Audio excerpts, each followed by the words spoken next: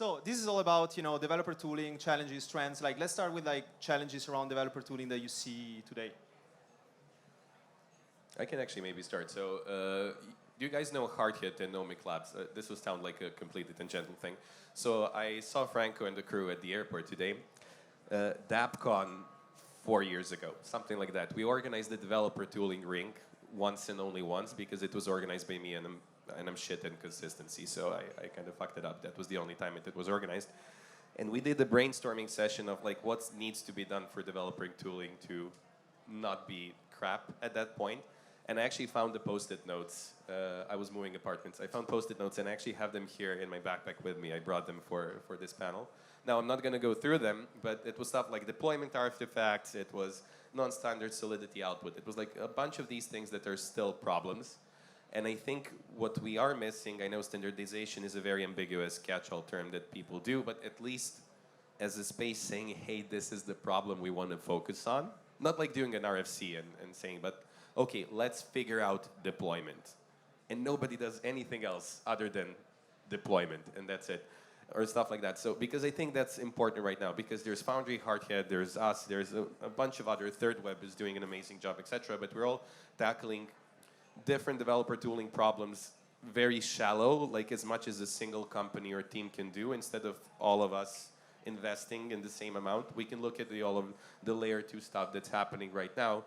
It's like hundreds of smart people working on it. That's why it's progressing fast, not because it's an easy issue. So I think for developer tooling, the biggest challenge right now is we're all scatterbrained. So. Yeah, actually, you brought a good point also on layer 2s. Like, what are the things, Declan, that you see around, the Linea ecosystem that need to be built, or there are, we cannot have alphas here, but what are the things that are needed, like, for developers just, apart deploying on a layer 2s? Well, I think when we talk about layer 2s, basically we're able to create this new execution environment that is very much looks and feels like Ethereum, but gives us these new properties of scalability. So as a developer, you can start to leverage the cheaper storage, the cheaper computation, and I think tooling also needs to adapt to that new paradigm shift to enable developers to build these more consumer-focused applications. So things like gaming and social require more scalability, lower transactions. We need to make sure that the tooling is also set up to enable these. But one of the things we really focused on at Linea, which is a ZK EVM, is to make sure that it was as bytecode compatible as possible with Ethereum, with the layer 1. And so for developers and for tooling, what we can do is we can just reuse the exact tooling you have on Ethereum on the layer 2. So we get all the good scaling properties of zero knowledge and ZK, but the EVM is exactly the same. And so for Tenderly and other developer tool, it's just simply, plug and play when you're a developer, which makes the whole friction of building on layer 2 and Web3 a lot easier. And this statement is Tenderly approved, by the way, because at this point, we just don't trust anyone who says they're EVM equivalent. We basically just take a random developer from the network integration team and sacrifice him to the EVM gods, and they come back with 2 months with support and also gray hair and stuff like that. And for Linea, it actually is EVM equivalent, and it really saves a lot of time when infrastructure providers or whatever you want to call our category need to work on these things and actually ship support, and it should be done that way. And that's why I'm happy Linea is happening, the OP stack picking up Steam, Morbid picking up Steam. So that's the standardization. These are 3 completely different things, but we're all working on these 3 things, and that's it. That's what I was trying to talk about. Yeah, yeah, so as far as Snaps developer tooling, I think we're in a new frontier, just because Snaps is extensibility to a wallet is a novel thing. And so we've sort of been keeping our ears to the ground and speaking to developers and seeing pain points and developing tooling that makes it easier to create snaps. Yeah, we've been working on our own Snaps SDK. My coworkers, Martin, Frederick, they created something called a snap simulator, which makes it easier to develop snaps. Yeah, I think we've sort of just been developing things as we go along, just because the whole platform and the idea is a new thing. Yeah. That's super cool, and yeah, big shout out also to the development side. Actually, like, I have a quick question. Like, what challenges-wise, like, when you want to build a snap, you know, I remember, like, we went through, like, you know, in hackathon especially, you have your monorepo, you start to build a snap from examples. Like, how this kind of like evolution, like, what are the feedback you get from the community, like, during this kind of like snaps development onboarding? I think, well, I mean, some of the major things that I've seen is people wanting us to provide like different ways to bundle snaps. So, you know, we've integrated that into our Snap CLI and just made it easier for people to develop snaps. It shouldn't be a difficult thing to do. Snaps are lightweight programs themselves. So yeah, the idea has been to just make that whole experience better. I'm guessing we have a snap. We were also like a day one. I'm trying when I'm talking about MetaMask not to say day zero because it sounds like so we had day one support for Tenderly simulator snap, which lets you like see what will a transaction do before sending it on chain. It was actually, so I mean this is the highest compliment I can give. It was in Web3 and it felt like Web2. What this means, the developer experience in Web 2 is much better than right now in Web 3, and it felt like we're integrating with something that some company did and actually thought about it. It's a human integrating it on the other side, not like someone. So it was a very good experience. And I can say now publicly, more UI components, please. But that's it, basically. Yeah, we're definitely integrating more UI components. I know. I mean, yeah, I think this is also like about hearing a lot the community, like, you know, what builders want and hearing the feedbacks. Like, what is the approach there, both for like Linea, snaps, or general like build better like tooling around products? Personally, I can say like the Snaps team got a lot of feedback from developers, like starting from last year when we were at DevConnect in Amsterdam. Just going to different hackathons and listening to, you know, what people's pain points are and sort of just addressing that, you know, listening to even what like sort of features people want and just keeping a real open ear to what's going on. And you know, that even includes like the evolution of the Snaps platform itself. We have something called SIPs, which are Snaps Improvement Proposals, which are open to the public. Anyone can write one, and you know, we vet the SIPs and we go and build what it is that people want. Yeah, I think with Linea, so you know, I come from a product side, so we typically like try and understand what our users' problems are and how we can solve them. And I think one of the things I found about Web3 is that when you're doing that user research, when you're speaking to the people who are actually using your products, is that sometimes those solutions aren't always technical. So we talk about like developer tooling, but actually some of the things that really enable developers aren't the tools themselves always, but like the community around it, the documentation, all the other support that you can give them. And one of the things we found with Linea is that when we're actually supporting builders, not only do we need to make sure that the product, the platform itself, you know, and all the tooling is like there for them to build today and it's really simple, but obviously everything else around it, the financial, the technical, the marketing support. So those are kind of the full suite of things that we have to think about now with Web3. I think making products for developers has a double-edged sword. It is that developers love giving unsolicited advice and feedback. So people shout at you when something isn't working, and also tell you when something's working well, but not how they imagined it. So we always say like 60 to 70% of Tenderly has been built by the users in the sense of we literally shipped what people asked for. Maybe the best example is Tenderly forks, which give you like a way to fork any chain and like change around the state and have like a staging environment or whatever you want. That was actually thought up by the dapp team. We had simulations at that point, and they were like, "Hey, did you think about chaining simulations on Telegram?" That was it, and suddenly it's one of the most used things that we have. So, I guess, especially in Web3, I think it's just hard to discern what is important to most of the space. Yes, that sentence made sense, sorry. Yeah, but what is important to the most of the space?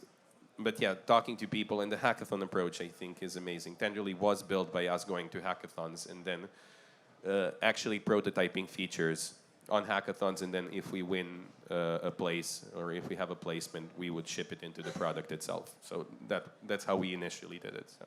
Yeah, yeah, I think it's important to be at these events and sort of listen to what people say. I mean, the Tenderly Snap came about after a conversation in Croatia between me and their CEO. And they told me about Tenderly. I was familiar with what they do, and then I was explaining the Snaps platform to them, and we were just like, hey, like maybe we could make a Tenderly Snap. It makes sense. Yeah, I think it's important to sort of just listen to the community and see where they want things to go. And honestly, the Snaps platform is all about that extensibility to the wallet to see how you want to see the wallet. No, 100%. I think like more we're speaking also like during this panel and during different conversation, more like we really like see, this is not just a product kind of marathon, but it's all about, like getting good support, creating a good like partner ecosystem. And I think this is also a big part of like, what also like Linea is doing, right? Like supporting the ecosystem right now. Like we even like launch with this ambassador program, like very specific product pods, and I think also like bounties will play a big role, because within like bounties you can also like kind of like solve like specific pain points, but in the same time activate much more the community, because right now like if you're hearing feedbacks, this is passive activation, right? Like when you actually englobe like community like on an active basis, and you are making the community part of your roadmap, I think this is where we can really unlock this kind of permissionless innovation that we're speaking about. I'm thinking, yeah, another thing, I guess, also around developer tooling, there's still so many, coming back to the Post-it notes, there's still so many unsolved things. And I think we still try to reinvent the same wheels. I mean, Tenderly raised money, and our job is basically reinventing wheels. That's basically the whole company. But the thing is that like we don't reinvent wheels that somebody else already did. So for example, I say analytics that we have is one of the worst things that we ever shipped. Now there, I said it on camera finally. But the thing is, Dune is amazing. I think I was one of the most productive sales reps for Dune and Nansen at a certain point, because I would just say, don't use Tenderly for analytics, and that's it. But that's the point, because you need to be aware what's your role in the space. Like, and you should focus on that and try to ship as many things as possible. And that's it. I think MetaMask is aware that, and by the way, this is my opinion on what you guys talk about behind closed doors, but like having so much distribution, there's so much pressure to ship things that make sense. So the on-ramping and off-ramping thing that was recently shipped makes a lot of sense, because everybody installs MetaMask first. They didn't like install a video game inside of MetaMask because someone thought it was fun, because that wouldn't make sense. So in that way, I think it, coming back to it, play to your strengths, I guess, would be the one.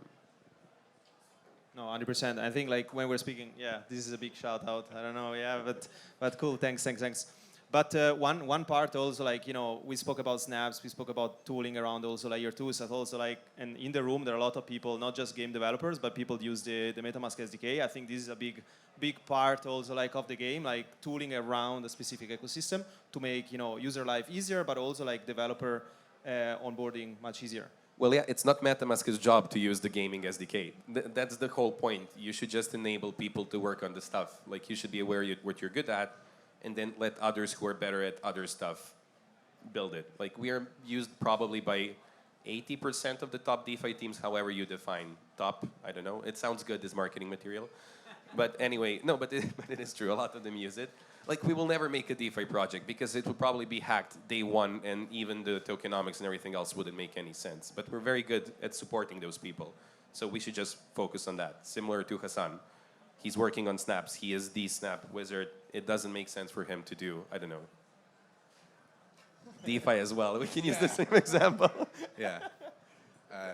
Yeah, I mean, I was about to go DeFi, but then I... Yeah, I think even with Linea, right, like we're super focused on building like a scalable execution layer. We're extremely focused on building this, but we can't do everything. Like with the developer tooling, we want to enable more use cases like gaming. And the platform itself, by being scalable, enables that, but then you need things like MetaMask SDK so developers can actually build games that are fun to play. So yeah, it takes like a village to build an ecosystem almost, and I think we're all kind of doing our little specialized parts.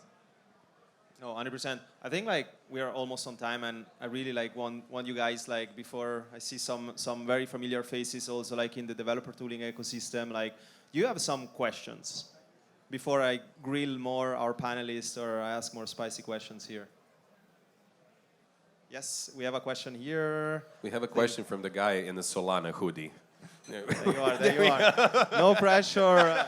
Solana Snap. Check this out. Yeah. We're building a new developer tool ourselves. It's fairly new.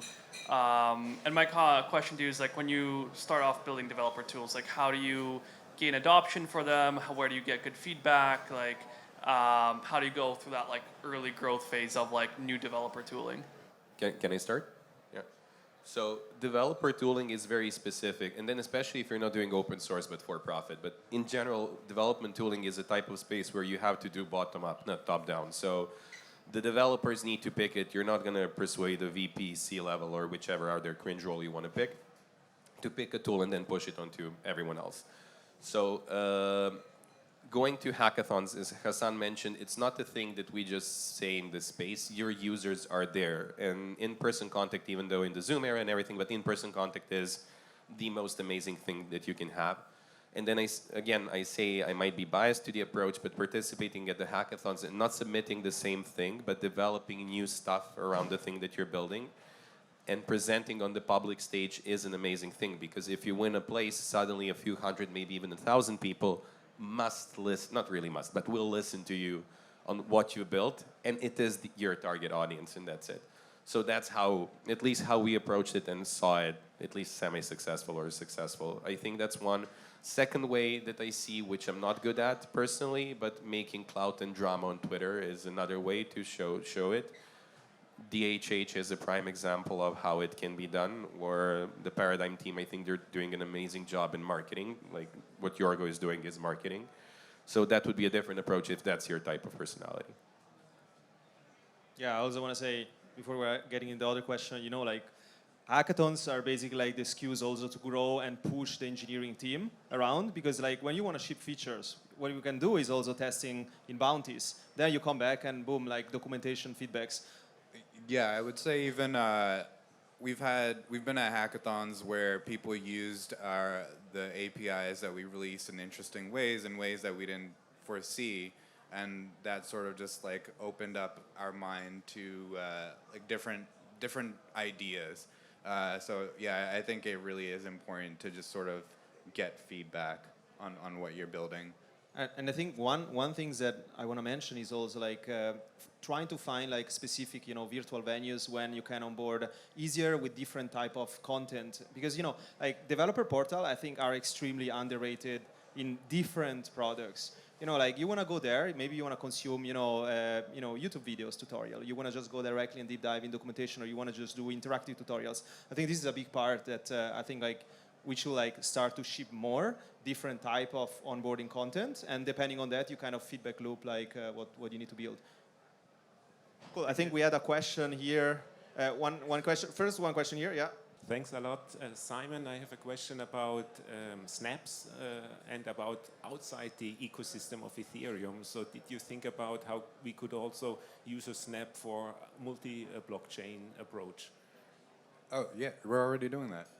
Okay, so I could Yeah, use we have, Polkadot also to be involved in my snap social graph. Yeah, we allow key derivation, so anything on the SLIP 44 list, you can derive. Okay, super, thanks. So just to give like one higher level of these answers, like in this like dapp directory, right? You have 36 snaps, a little bit more, but 3 categories are, one is interoperability, one is transaction inside, and one is notification. And the interoperability one is, for example, the Solana snap. You have different like, non-EVM compatible snap. They're making you basically like using other chain on it. Cool, I see another, from another unknown person there, yeah? Hey guys, thank you for the great panel. One question I have regarding the tooling. I mean, the traditional tooling sounds great. There is a lot of value of pushing that into the community. But don't you think that there should be more initiatives to overlap with generative AI? I mean, looking to the vast amount of data which is being generated of the blockchain, I think there should be, or expectation, to have more overlap and pushing more tooling and generative AI. So you could like run certain AI to get transaction insights or whatsoever. I think there is a lot of value there, which is, I feel by watching the space is like there is no enough initiative into that direction to look into synergies between Web3 and AI. So what is your read on, or your take on that space? Yeah, I think AI is a new technology, and it's definitely going to help like amplify some of the existing tooling we have, or potentially even create new tooling. I think there's a lot of obvious areas, for example, like documentation. I've already seen some great examples of people just interacting with like an AI, almost like chat box, input box, and then just being able to navigate to where you want. So that's definitely like a huge low-hanging fruit that we can have. I've also seen some great stuff around explorers as well. Like one of the things we have today, like Etherscan, I'm sure everyone's familiar with that, but it's very much catered towards power users. And I think to onboard the sort of next, early majority of developers in particular, or even end users, like having AI be able to translate those insights into something that's a bit more legible is another sort of big win that we could tackle. Hallucinations are a problem, where if you're looking at the transaction, like the way, sorry, 1, 2, 3. So I'm not sure if it's generative UI, but most of the stuff, at least that I'm aware of, where it's invested right now is recommendation engines on, hey, is this transaction going to do something fishy? Like the blockade thing that was just shipped with MetaMask, there's Blowfish, there's Redefine, there's like a bunch of these companies working on these things. The problem with those things is you cannot be 100% sure is it true or not, because if you ship something in your JavaScript application that's a to-do app, like it failing isn't a huge thing, but generative AI with developer tooling in Solidity can lead like to like hundreds of millions being lost. So I think that's like a risk. But they do agree on interpreting chain data. It could be interesting, but I think we're still far off. We're far off. I define like less than a year. Just the space moves very fast.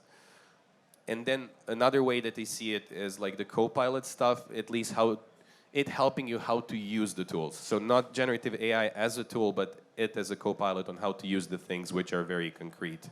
Like how to use Foundry for this thing. That's useful. You said this. So-and-so. Cool. I think we have time for another question. Yes, the last one. Yeah, so my questions, thanks for the panel. My question is directly for Declan Fox. So we're timeless, so we're already building with Linea team on a social account abstracted wallet. But my question is specifically related to, in the next 12 months or 18 months out, right, as we're rolling out more support for account abstraction, there are things like 1271 support, right, for at the dapp layer. So my question is, more specifically, is how do we actually, as an industry, do a better job supporting some of these kind of EIPs and ERCs to make sure there's interoperability across dapps and also from a tooling perspective? Yeah, it's a very good question. So there is a lot of, we spend a lot of time, especially as part of Consensus, like communicating with the wider community around EIPs, around standards. There's even now a new working group for rollups in particular, where we're looking to help like standardize some of these things and even maybe test them out on layer 2 before layer 1. I think Linea in particular is trying to really push forward these new primitives. One of the things we did recently in one of our activations was the Linea gas pass as well, which kind of leveraged account abstraction to try and get people to be more familiar with these tools. So I think each team has like its own part to play in trying to advance this path forward and working with the dapps as well to make sure that we're integrated with these new standards. Because that's one thing, for example, with account abstraction, where like it's fine to have the standard, but we need to make sure that the dapps actually integrate it and enable it. So I think there's work for us to do on the Linea side, and we're trying really hard there to enable, in particular, account abstraction, because we see it's going to really help unlock the next wave of end users. But then also as like a wider community as well, making sure those standards are having healthy discussions in the working groups that we've got. Cool. I think we are on time. I think everybody's ready to get some lunch. But yeah, thanks so much for sharing your insights. Big round of applause for our panelists. Thank you. Thank you for having us. Thank you.